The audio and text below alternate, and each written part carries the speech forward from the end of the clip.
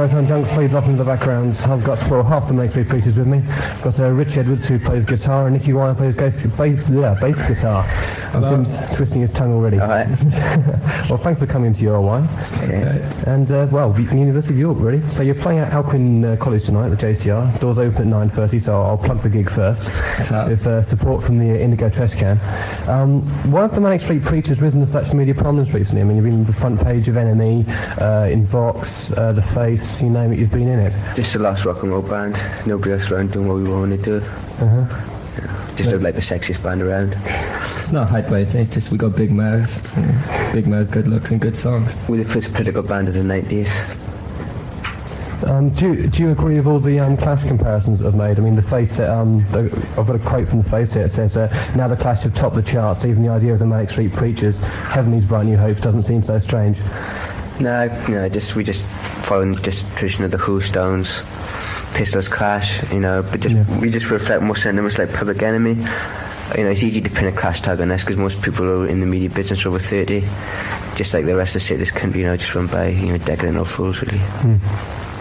So, you wouldn't say that a certain jeans advert was an attribution to your media coverage?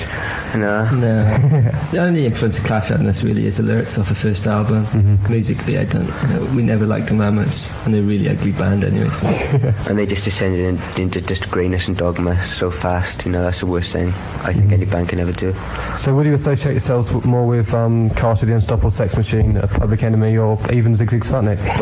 Carter just used irony and satire, which I just think is the weakest form you can ever use the lyrics for. It's just childish and petulant.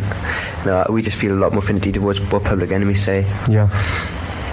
Because is it true that you're going to work with Public Enemy's producer, Hank Shockley? Yeah, we're going to the New York seminar in July, and before we're going to record the next but one single with them. All right. Yeah, our A&R man's over in New York right now. Just speaking to him. What are the ideals behind your lyrics? Because a quote from NME here, they said in their report that you're so obsessively idealistic, you allow no room to experience anything, that you're a mouse nibbling at the E-down before the huge record company trap comes crashing down, breaking your necks. How soon are your necks going to be broken then? Oh, within a year. I mean, it's completely true. We are really intolerant, jealous, pissed off, alienated, bored. All those adjectives are true. Just like anybody our age is the same. Everybody feels really unhappy once a day. Yeah. We try to reflect on ourselves. They got it completely right. They said, why do you need to travel? Why do you need to broaden your mind? Why do you need to become a well-rounded social person? No, I don't want to be a well-rounded social person. Just want to play music? No, I just want to. I never had a band that said anything to me when I was young, and at least we're saying something now. Because you're on the Heavenly label at the moment with Flat Up and Saint Etienne, but there are rumours that you're moving to a major record label. Are they true? Within about 2 days' time. Yeah. Who's that going to be? Sony. All right. Biggest deal I've had signed for the last 12 years. Same as the Clash. Oh dear.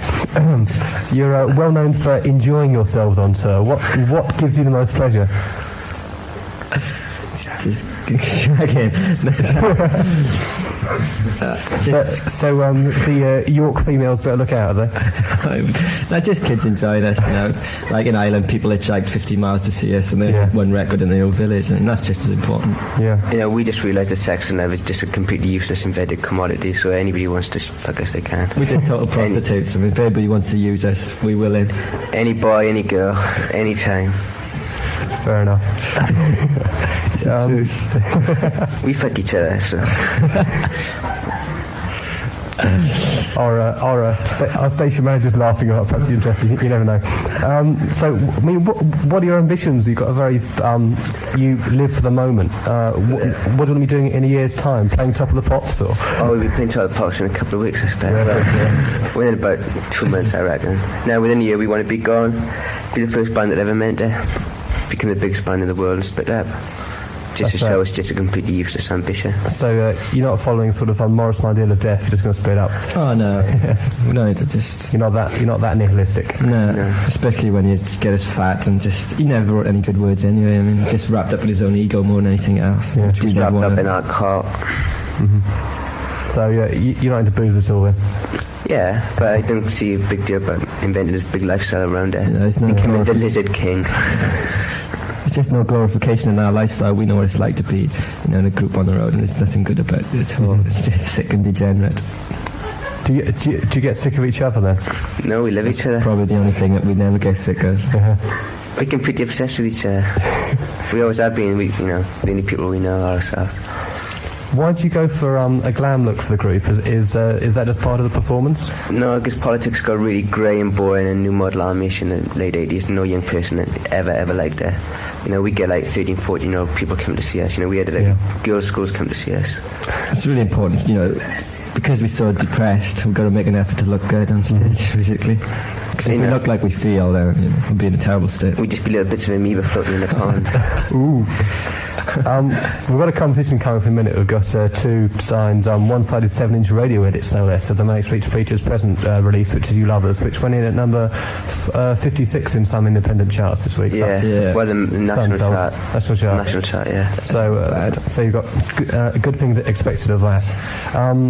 Before we start the competition, wasn't there a problem with the artwork, copyright for the record's cover? Because you've got samples of various posters in there. Yeah, everything is completely stolen. It might have to be withdrawn next week, actually, the single, so people should go and buy it as quick as they can. Yeah. People have made a big mistake that we put those people on there because they're our heroes. We put them more on there out of pity that we were just forced to turn back to other images. We had nothing when we were young.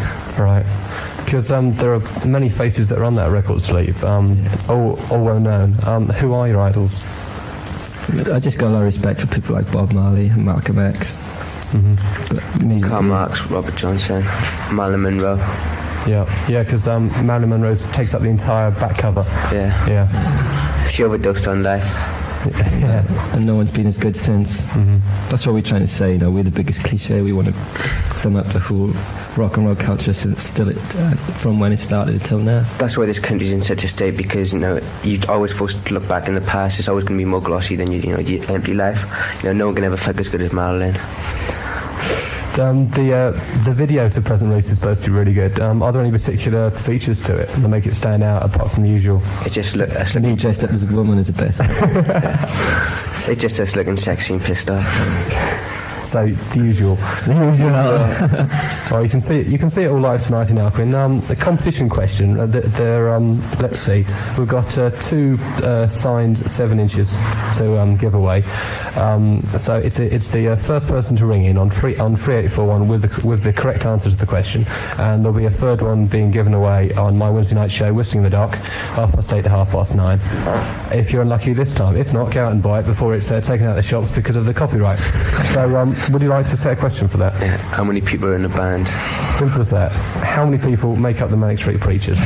Before we finish, how do you get the name? I've seen a photo of it. He's just a mad bastard. That's James. Yeah, James Dean Bradfield. Another idol there. Yeah, his dad is heavily into it. James Dean. Well, many thanks for coming on. We'll play out with one of those 7-inch radio edits of You Lovers. That's the opening anthem to your gig, isn't it? Yeah. Okay, well, thanks to half of the Manic Street Preachers. Thanks to Howard Records for hijacking his show, for coming there, and we'll finish with You Lovers. Right, thanks a lot. Thanks a lot. See you later, girls.